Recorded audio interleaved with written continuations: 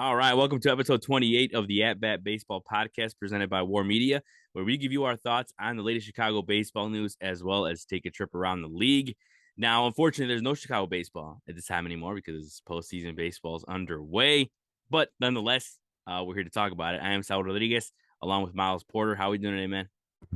Hey, doing good. It's a little bit rainy. I think that's just like, the baseball gods of Chicago crying on the fact that we're not here. We're not in the playoffs right now. But besides that, dude, Sure. that was an awesome wild card, and we're off to a great start in both of these division series games. So I'm good. I'm good. How are you doing? I'm good, man. No, for sure. Enjoying, like, dude, I mean, this is where I thrive, man. October. It's funny because my birthday's in September, but October's the best. I'm not gonna lie. Like, I love Christmas too, but October is the best month because you got everything, man. Football, basketball, baseball. Like, just you just thrive, man. It's just the best. Um, but what's funny is that we're recording this on Wednesday, but last night in Game 1 of the DS, it was raining in Los Angeles. I was like, what? At the end of that game, Yeah, so that's weird, it's weird.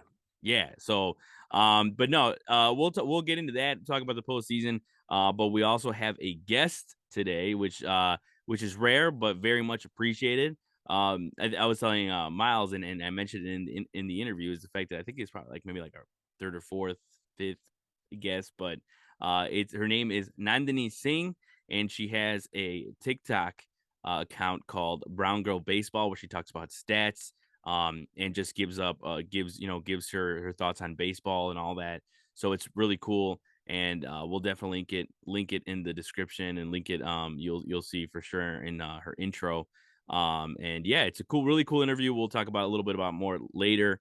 But first, we'll talk about the postseason and just how crazy it has been already. It's just been a week, but it has already been insane. We've seen people's ears being touched, uh, sweeps, Yeah, uh, weird, weird. upsets. All my Yeah, predictions were yeah. wrong. Oh God. Hey, we all. I think we weren't perfect. We got something wrong. I mean, I Yeah. Yeah. remember that I picked the Cardinals to win here too, so I that win that series, and that was just like not even. Yeah. So, Well, I love but for baseball, man. You think you exactly, know it all, and then you get surprised. exactly, especially in October, man, anything can happen. Anything can Um, happen. but yeah, what are your initial takeaways from the wild card series? Like, what stood out for you the most? That was some of the best baseball that I've watched all year. Mhm.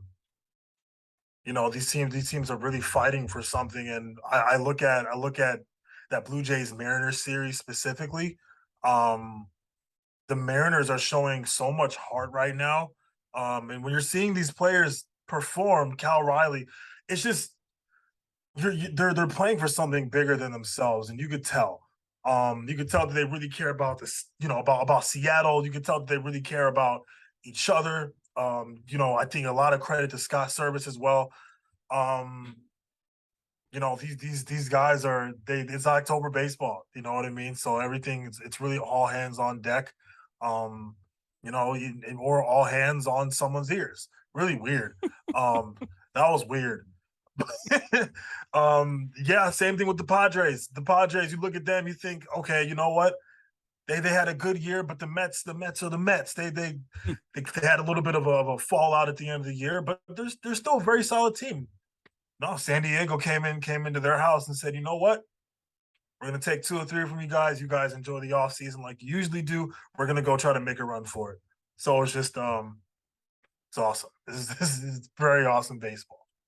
Yeah, no, yeah, and the thing is too with that Padres series, Padres Mets is despite the Mariners winning and still, I mean, I picked the Mariners, so like I'm not trying to flex or anything, but like that, like I'm not honestly not surprised. Like in the sense of like that series was closer than a lot of people gave credit to, like in the because I've heard we talked about it, but I've heard people like when I talked about it, they're like Blue Jays are just flat out better. They have better offense, whatever, and I'm like.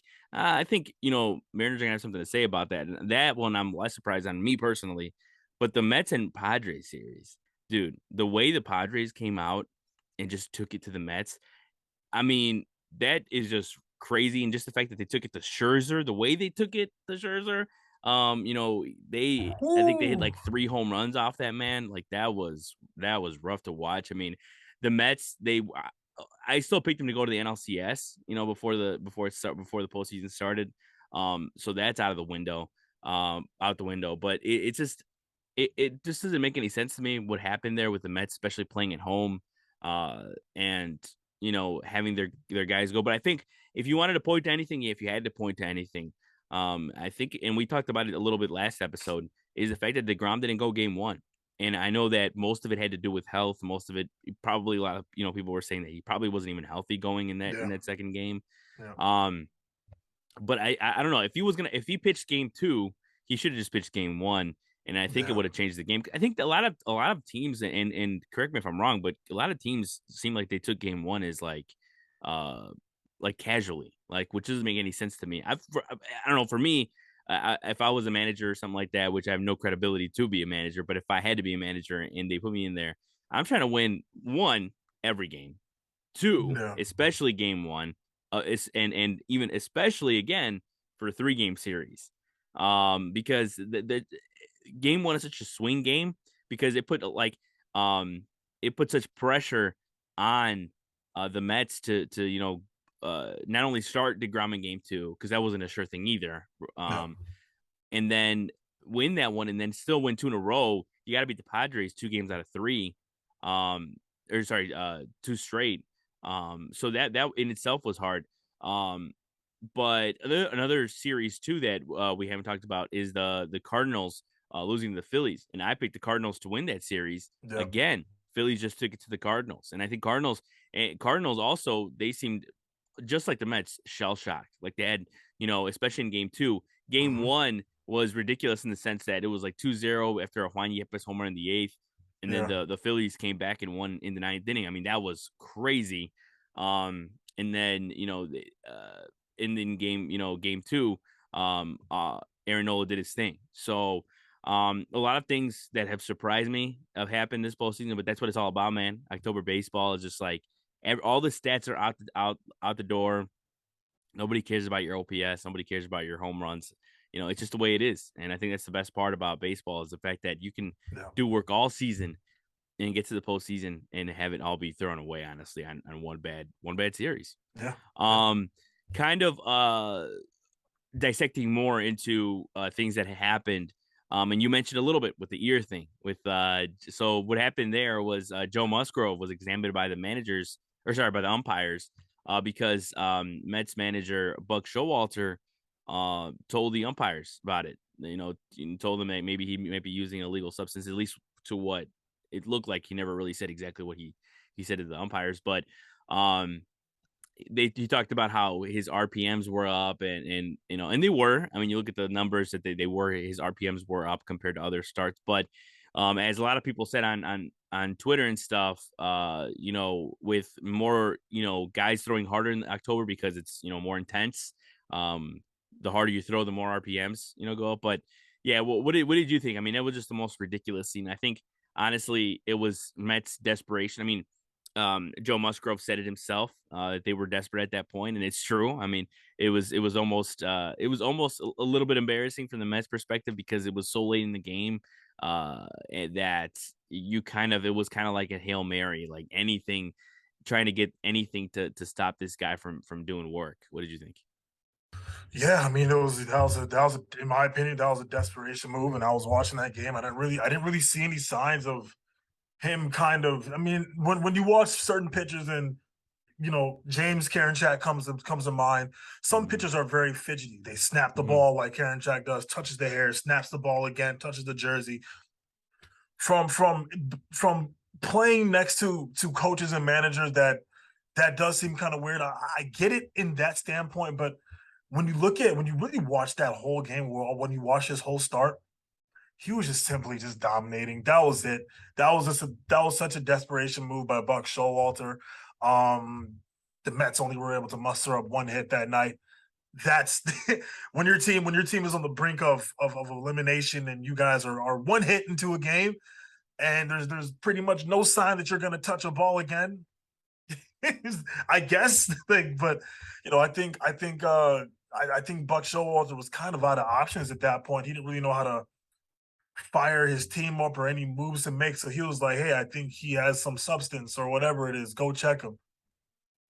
I Yeah, no, mean, yeah, oh, go it's ahead. just yeah, it is what it is. Obviously, Buck was thinking, with everything that's going on, with everything with the Mhm. substance stuff, like maybe they find some sweat or some hair shampoo that's I don't know. I don't know. I'm not for that, but and it didn't work.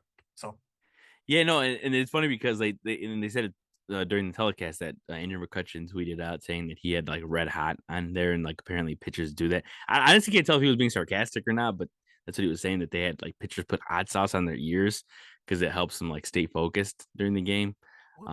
But yeah, no, it was a strange setting, and also I actually posted a clip of it on the at bat Instagram, but it was hilarious seeing Darvish's reaction to that because he was like, they asked him, right? They were like, "Oh, what would you yeah. do if they try to touch your ear?"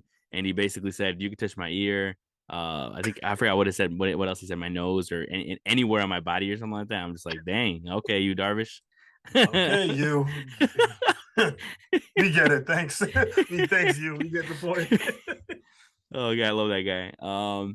But yeah, no, kind of looking ahead now to the division series. Um, it just gets better, I feel like, because you're kind of now inputting these um the higher seeds, and you kind of up the quality of baseball almost even more, as much as crazy as that was in the wild card. You got the Phillies, the Braves, the Mariners, the Astros, the Guardians, the Yankees, and the Padres, the Dodgers.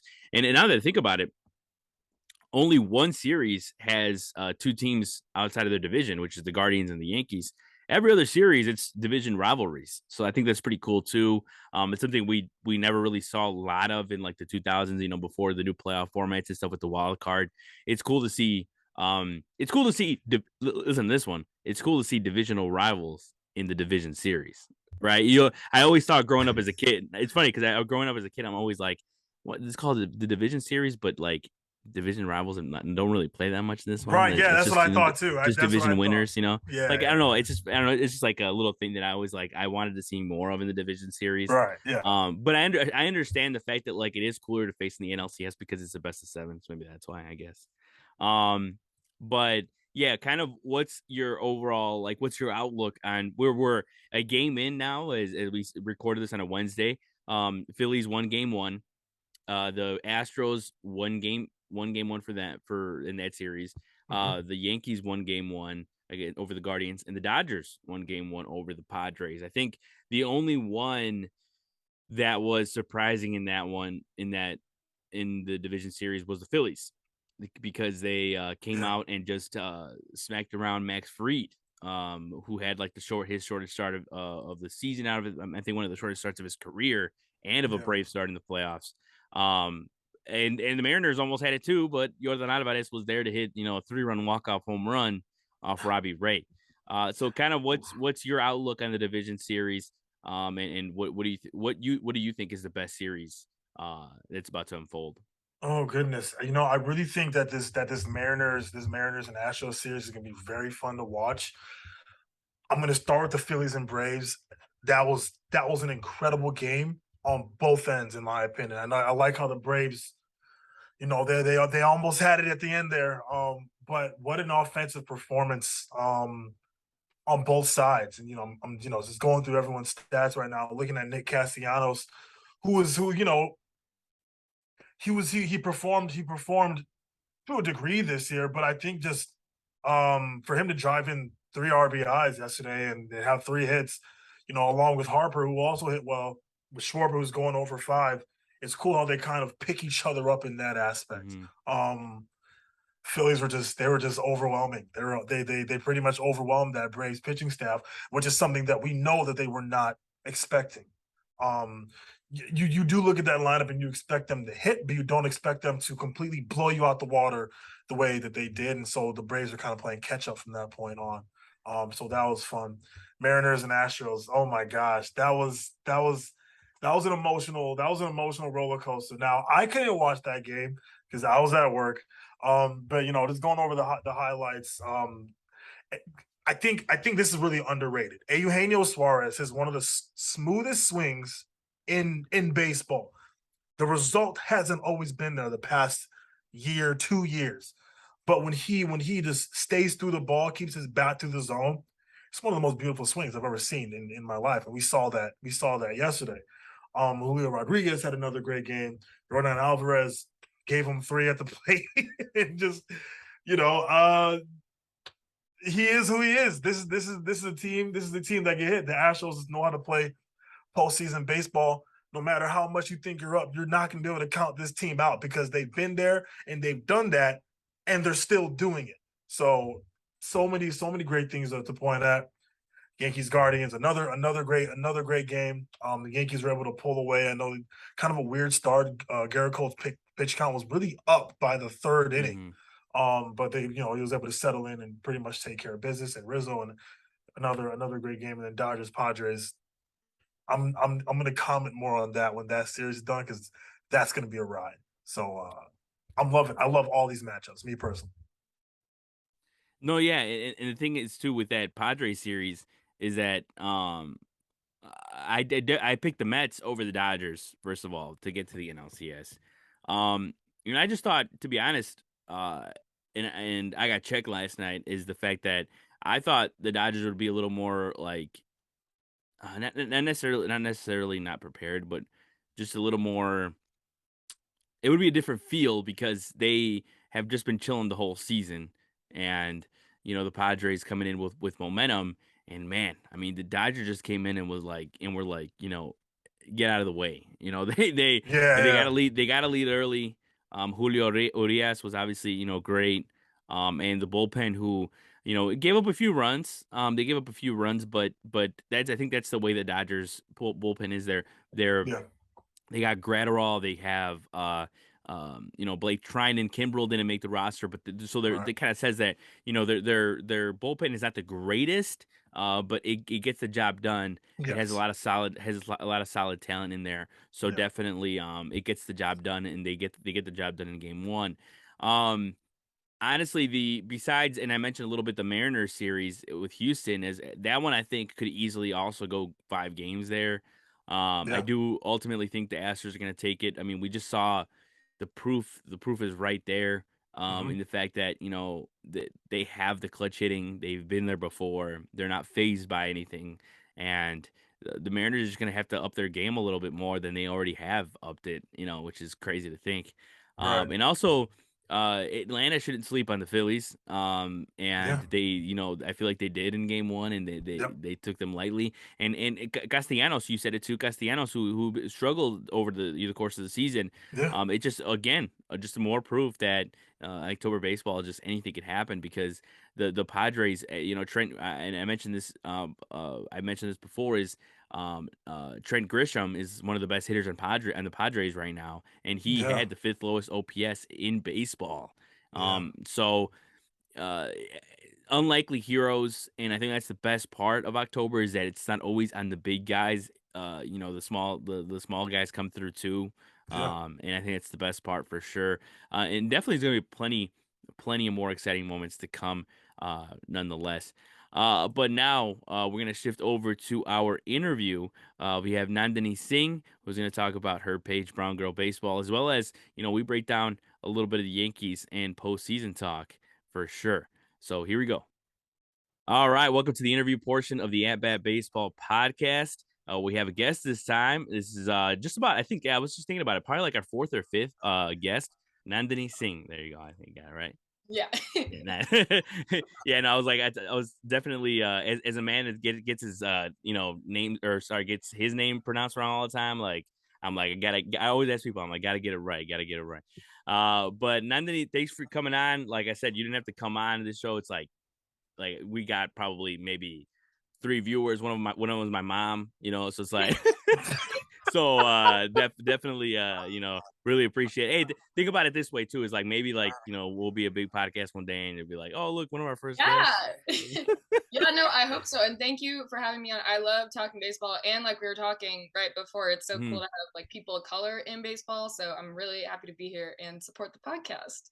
Oh yeah, no, thank you. Really appreciate it. So we'll get right into it. So really, just kind of wanted to know how you got into baseball growing up, and then also just how you got your page started. Because that's the thing, I found you on TikTok, brown girl baseball, and like I think it's awesome just because as you mentioned, people of color doing talking baseball and stuff like that. So yeah, kind of how did you get started and with your page and in baseball?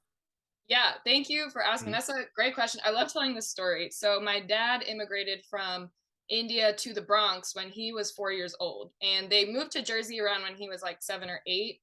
But those 3 years he lived in the Bronx, that's like, such a pivotal time in a kid's life.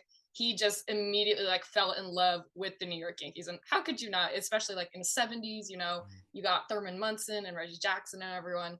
So he moved to Jersey. And then when I was born, I was the firstborn. I didn't really have a choice. I like to preface it with that. I did not have a choice to love baseball. I did not have a choice to love the Yankees. It was just forced upon me. But I am very thankful every day, obviously, to be a Yankees fan and not a Mets fan based on what we just saw happen. But also a baseball fan in general. Is I really loved going to Yankees games. We went a lot when I was a kid. We had season tickets at the old stadium. So it would be me and my dad and my mom. Eventually, my cousins and my siblings would tag along too. And then as I got older, I started just getting interested in baseball in general. So it started with the Yankees, but then I was like, I love this sport. I love following all the teams. So I kind of just follow generally all 30 MLB teams now. And starting the page, like I just am really passionate about getting young people excited about baseball. I think like so many times, I'm talking about baseball and people are like, oh, the games are too long. I'm just not interested. I'm not excited. But there's so much to love about this sport. And I really just want to have a platform to like convey that and also say like, look, it's still cool for like young people and young women to like baseball. And if you do, I want to have a space for you. And if you don't, I hope I can get you interested in at least some aspect of this sport. So that's kind of how the TikTok came about. I had no experience with TikTok whatsoever, but I was telling my friends here in my grad school like about all these ideas I was having, and they're like, the best way to reach people is TikTok. So you should really start a TikTok. And I was like, okay. So I started it. It's been a huge learning curve. I started it in like July, I think. But I mainly focus on one, like explaining baseball and kind of like the rules and all the things that go into a game. Also explaining a lot of like baseball news, like with the playoffs right now, keeping up with that. But I also have some fun with it. Like I did a TikTok the other day on like the Eargate with Joe Musgrove and Mm. just like diving into all the like little petty drama that happens in baseball. So that's kind of like what I've been covering. And I've really enjoyed it so far. That's amazing. And by the way, I've been looking at your TikTok the past 2 days. You got a big fan over here. It's Yeah, just thank you. it's incredible. I think it's so cool about how you know so much about the details. I was watching your video the other day talking about wins above replacement. And for me as a ball player, it's like I know about that, but I didn't, I never knew like the specific details about it. So like if you could just tell me like where does like that passion come from in terms of this, really knowing like the small details of different stats in the sport itself. Yeah, that is a great question. I think it stems from like that original passion of getting people to understand why this sport is special. Like one thing I always talk about, kind of big picture, is like, okay, I love baseball because every time a batter comes up to the plate, it's like a mini story in each like at bat, right? You got one pitcher, you got one batter, and all of these different factors around them, like who they are, what park they're playing in, what teams they're on. They're all making a different story every single time. So then the stats are like kind of a way to help explain that story better. Like with WAR, like who is this batter coming up to a plate and how much are they helping their team big picture help like winning specific games. So it's kind of stemming from that original passion of just getting people interested into the sport. And we were talking right before, I actually feel like I'm learning so much about the specifics of each stat as I'm making these videos because like I know them in my head, right? But to then be able to like make a very concise video that explains the stat, that can be really tricky because you can kind of go on tangents for days.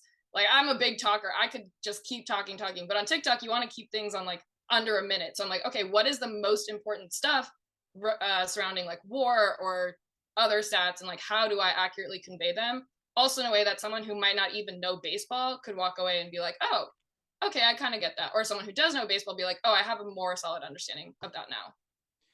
Yeah, that's a good point. Yeah, because and I was saying too is that it's definitely if you're sitting there just watching baseball all the time and you're used to these stats and you try to explain it to someone who has no idea, what these stats are. It can be kind of hard because you're sitting there like, I have to explain OPS, but then you have to explain on base percentage, and you have to Yeah. explain, what I'm saying? So it's all these things, and you kind of ramble on, and the person might lose interest halfway through. So it is important to like how you explain it. And like I said before, I've shown my sisters, because I try to explain to them, like one of my sisters is like into sports, the other one not really, but like I try to explain to them still, because they will ask me questions.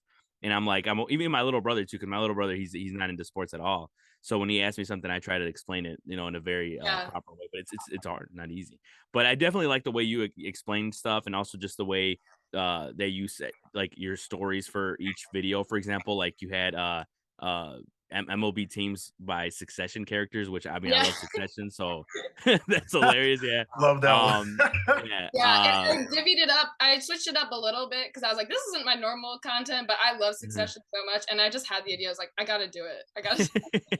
No, yeah, and the thing is too is you're right with the whole TikTok thing, because like I mean, like I'm 28, and like I feel like with TikTok, like a lot of the people using TikTok, obviously it's mostly younger, like 17, 18, so even younger, obviously. But that is definitely one of the biggest spots for or to grow, because even me, I've started listening to podcasts just because I've heard them on TikTok and stuff like that. So I think it's super important. But yeah, no, I really love your work, and definitely will link your TikTok page for sure, so other people can see it. But I do want to get into the postseason, because obviously we're in the midst of Yeah. October baseball, and there's so much to talk about. I mean, you alluded to Eargate, which I mean is really was really something. But what was your biggest takeaway from the wild card series? Yeah. I mean, you got to start with the Mets, right? Like, also being from New Jersey and being Mhm. surrounded by Mets and Yankees fans. Like, I hinted at that as a collapse in one of my videos, and I had so many Mets fans in my comments being so angry. They're like, "That is not a collapse. Don't you remember 2004? Are you too young to remember 2004?" I was like, first of all, yes, I remember 2004, and also I think it might not be a collapse in the same way, but like, hey, the Mets won 101 games. They got swept by the Cubs at the end. They got swept by the Braves in the most important series, which was basically like a pre-playoff series. Mhm. And then got completely shut out at home in their last game to advance. So, my takeaway was that you can spend all the money and like, this is coming from a Yankees fan, whatever. You can spend all the money, but unless you have all of the pieces like in line, working together well, like in tune going into the postseason, things you might just fall apart.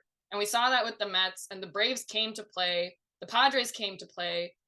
It's just kind of like the energy you have. And I think the Max Scherzer start in that first game kind of set a really bad energy. So my biggest takeaway, and this sounds like everyone says this, but anything can happen in the postseason, no matter what happens in the regular season.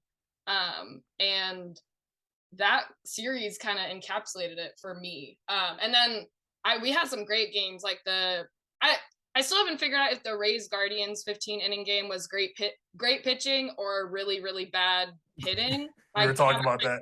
I have not figured that out yet, but like as a mostly casual fan watching, like obviously I was rooting for the Guardians because the Rays. Mhm. But like as a mostly casual fan watching, I was like, whoa, like this is great. And like my other takeaway with that though is that it's probably not great for someone who is just getting into baseball and just getting into they're like everyone's like, oh, watch October baseball, this is a game you turn on, you're like, what is happening? Nothing is happening. So like as a baseball fan, I'm loving it, but as a casual fan, I can imagine me being like, this is stupid. But then right after that, you had the Mariners with their comeback, and that was amazing. Yeah, I'm just rambling about what happened now, but I thought we had a great wild card weekend. Yeah, absolutely. And I like the point you brought up about the energy. That's something I'm always talking about on the show. Like teams with a lot of energy, tend to have a lot of success. Mm. So, with that being said, when you think about the wild card teams that made it, are there any teams that stick out to you that you think can surprise us? Or do you think, Yeah. the higher seeds are kind of set in stone going forward? Or, what do you think is going to happen going forward? Yeah, that's a really interesting question because yesterday, I mean, 3 out of the 4 higher seeds won their game, excluding the Braves. But I think what the lower seed teams have going for them is that energy aspect, like the Mariners, right?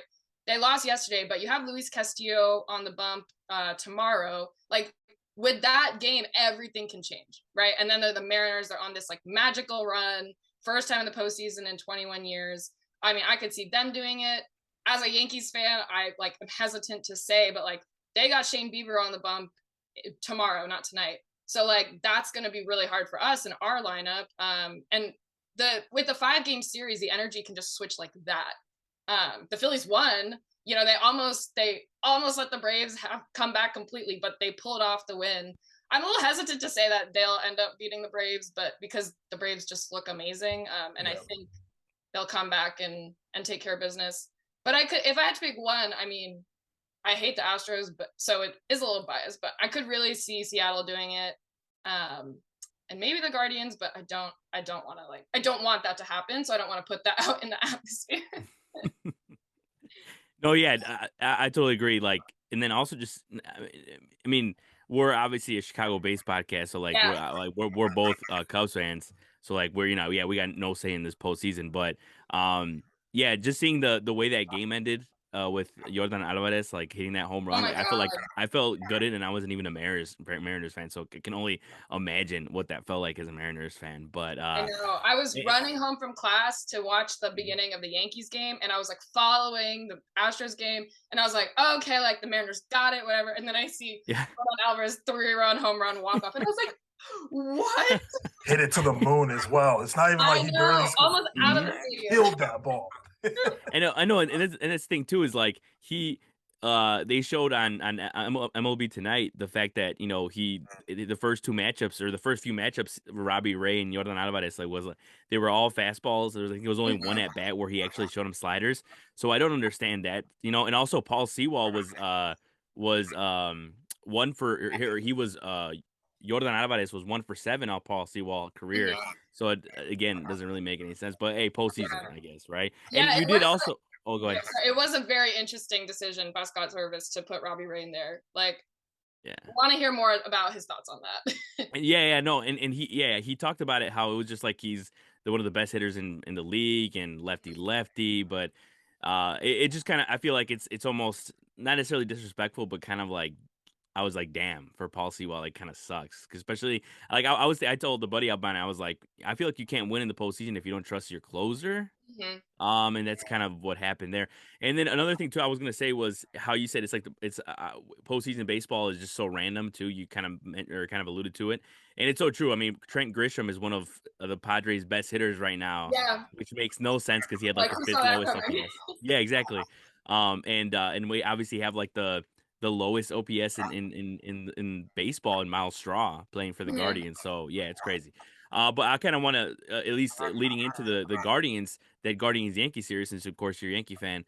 How do you feel about the Yankees' chances overall going into October? Obviously, they were the best team in baseball for I feel like it was for most of the season, but for a large part of the season, they seemed like they were like the best team in baseball because the Dodgers, as good as they are, I've said it before, even on the show, is that you face the Rockies, the Diamondbacks, and the Giants a lot compared to the AL East, where you're facing these juggernauts of teams. So yeah, kind of what's your prognostication of the Yankees throughout the playoffs? Yeah, that's a great question that I spent a lot of time thinking about. That August was terrible. It was like the worst Yankees month in history, or like since the 60s or something like that. But we had so many injuries. Sadly, a lot of them have not been able to come back and make the postseason roster. So I feel like I want to be realistic. Our biggest problem is the bullpen because, I mean, all that drama with Chapman, which I'm kind of glad he's not on the team anymore, to be honest. But then we have like Michael King, who is going to be out for the season, Chad Green, Zach Britton.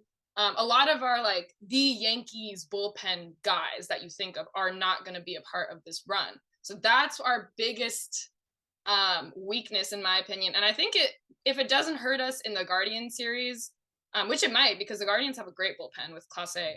But if it doesn't hurt us in this series, if we make it to the CS, I can see it really hurting us in like a 2-run game, like game 6. I'm not sure these guys will be able to pull it off every single day with this high pressure. So if our starting pitching delivers, I think we're going to be good, but it's really going to hinge on that. So, I mean, obviously I want to say like, yes, we're going to win the World Series, but for that to happen, the bullpen needs to, some like one or two guys need to like surprise us. Like if it's like Wandy Peralta, like maybe he'll like just come and shock us for the next month. And then if one or two guys like step up, I can see us going far. I would love a Yankees Astros CS. A lot of Yankees fans won't say that, but I feel like if we make it to the World Series, we need to beat the Astros to get there. Like that's what needs to happen. Otherwise, I'll feel like, oh, we made it to the World Series, but we didn't beat the Astros, you know? And everyone's gonna say you made it, but would you have made it if the Astros were there? So we got to get that monkey off our back.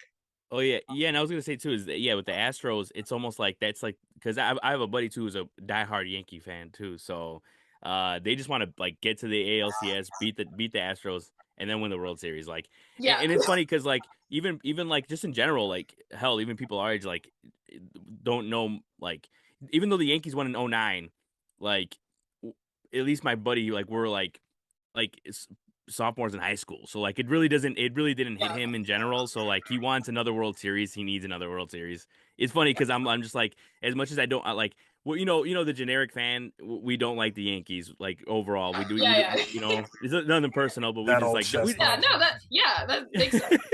the way I see it is like they have so many but then also I'm like I tell my friend I'm like they have so many like why do you guys need another one? But for the fan especially the fan nowadays, they're not used to World Series Yeah. championships. So I No, I get it. I will put in my plug. I feel like this Yankees team is super likable. Like I can see in the past people would have problems with like A-Rod and all this stuff. But this iteration, it's hard to find a guy on that team that you like wouldn't like if you got to know them, if you watch them play. They're just a really fun group of guys. So I encourage everyone to think of that before they no, that's true, and then especially us, like I said, mentioned Cubs fans. I mean Rizzo. I mean, we'd love for him to win another World Series. So. Yeah. That alone has me rooting for the Yankees right there. Exactly. That's how right? much Rizzo means to us in Chicago. Yeah. That alone, Rizzo, that home run last night, electric. Oh, it was. Hell yeah. I was so happy for him, and like. Not to harp on that, but like Judge is going to be such a threat that he's going to get walked. Like he's not going to be really pitched to. So guys like Rizzo, Glaber, Stanton, like really need to step up. So last night was a good start. Well, Nandini, thank you so much for coming on the show. And like I said before, it won't be the last time. I hope I hope you had a good time. So you'll come out again. Thank you for talking baseball with us, and best of luck with your page. We'll sure be following it. And I'm sure I'll link it over here too, so everyone can check it out for sure. Awesome. Thank you so much. Thank you for having me. Of course, no problem. All right, guys, Nandini Singh, and go back to our At Bat Baseball podcast coverage. All right, back from the interview. Honestly, man, that was awesome. One of our best guests so far that we've had, no doubt. I mean, we haven't, like I said before, haven't had that many, but we appreciate every single one. Yeah. And I think it makes it more special. When we have, less and less, but definitely really cool.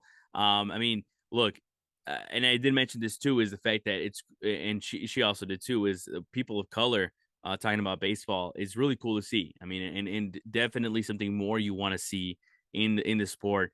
And actually, we talked about it before we even came on air. I did mention this too. Also, is the fact that you have a guy like Adam Amin, and kind of we need more guys like that.